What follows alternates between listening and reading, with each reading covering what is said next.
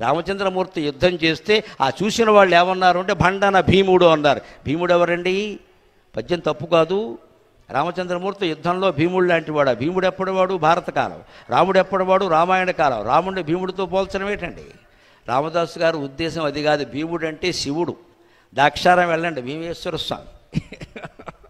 భీముడు అంటే శివుడు. భీముడికి ఆ పేరు ఎందుకు పెట్టారంటే, కుంతీదేవి ఎందుకు పెట్టిందంటే శివుడు పేరు పెట్టింది.